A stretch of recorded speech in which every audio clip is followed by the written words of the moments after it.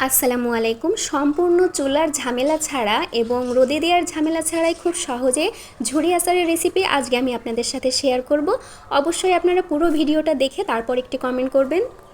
যারা এখনও এই আচার বানাননি তাদেরকে আমি অবশ্যই বলবো এটা একবার ট্রাই করে দেখতে পারেন, এটি অনেক বেশি মজার। তো চলুন এই পর্যায়ে আমরা আমের আচারের রেসিপিটি আপনাদেরকে সম্পূর্ণটা দেখাই। প্রথমে আমগুলো সুন্দর করে ধুয়ে নিয়েছি, এখন আমি আমগুলো কাটবো।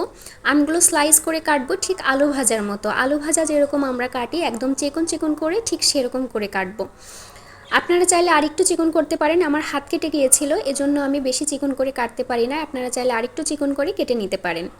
এই যে আপনারা দেখতে পাচ্ছেন আমার আমগুলো কাটা হয়ে গেছে। এখন আমি আমতে লবণ দিয়ে সুন্দর করে চেটকে নেব যাতে আমের ভেতরের পানি সব বের হয়ে আসে, এবং এটা আমি চেটকে রাখার পর ঠিক 10 মিনিট রেস্টে রাখবো।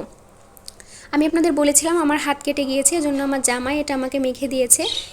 এবার আমি আচারটা বানানোর জন্য একটা মশলা তৈরি করব। এজন্য আমি এখানে একটি কড়াইয়ে শুকনা মরিচ, একটি এলাচ এবং এখানে কিছু পাঁচফোড়ন দিয়েছি, এবং এটা একটু ভেজে নেওয়ার পরে আমি এখানে সরিষাটা অ্যাড করব। সরিষাটা আগে দিলে পুড়ে যাবে, এজন্য আমি একটু পরে দিয়েছি।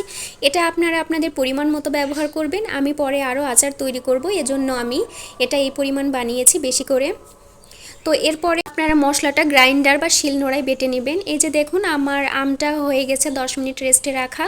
এখন আপনারা আমের ভিতর থেকে সম্পূর্ণভাবে পানিটা সুন্দর করে বের করে নেওয়ার চেষ্টা করবেন সুতি কাপড়ের সাহায্যে। এবার আমি আমের মধ্যে চিনি দিয়েছি 2 চামচ, যেহেতু আমার আম একটু মিষ্টি ছিল। এখানে আমি শুকনা মরিচের গুঁড়া ব্যবহার করছি, এবং আমি যে মশলাটা বানিয়েছিলাম সেখান থেকে 2 চামচ মশলা আমি এর মধ্যে দেব। ব্যাস, এটা কাজ এই পর্যন্তই। এবার আমি একটি কড়াইয়ে সরিষার তেল নিব, এবং এখানে আমি শুকনা মরিচ দেব। কি আপনারা চাইলে এখানে কিছু কাঁচামরিচও ব্যবহার করতে পারেন। আমি কিছু কাঁচামরিচ দিয়েছি, এবং এখানে আমি মেথি এবং কালো জিরাটা দিয়েছি, এটা থেকে সুন্দর একটা ফ্লেভার আসার জন্য। এবং এখানে সামান্য হলুদ গুঁড়া এবং মরিচ গুঁড়া ব্যবহার করবেন। আমি যেহেতু এটা ভর্তা বা খিচুড়ির জন্য ব্যবহার করছি, তাই এখানে মরিচের পরিমাণটা একটু বেশি দিয়েছি। ব্যাস, আমার তেলটা রেডি হয়ে গিয়েছে। এখন এই গরম তেলটা আমি এই আমের আচারের মধ্যে ঢেলে দেব। আমার আচার কিন্তু রেডি হয়ে গেছে। আপনারা দেখেন কোনো চুলার ঝামেলা ছাড়াই কত সহজে এই আচারটি বানানো যায়, এবং এই আচারটি এত বেশি মজার আপনারা না খেলে বুঝতে পারবেন না। আমি বলবো আপনারা অবশ্যই একদিন হলেও এটি ট্রাই করে দেখবেন। এখানে চাইলে আপনারা কিছু রসুনের কোয়া ব্যবহার করতে পারেন। আমি পরবর্তীতে রসুনের আচার বানাবো, এজন্য আমি আর এটাতে রসুন দিইনি। এবং এই আমের আচারটা উপরে তেলটা একটু ভাসিয়ে রাখবেন, এবং এভাবে আপনারা এই আমের আচারটা বেশ কিছু মাস সংরক্ষণ করে খেতে পারবেন। এরপর যত দিন যাবে আমগুলো নরম হয়ে নিচে পড়বে এবং তেলটা উপরে ভেসে উঠবে।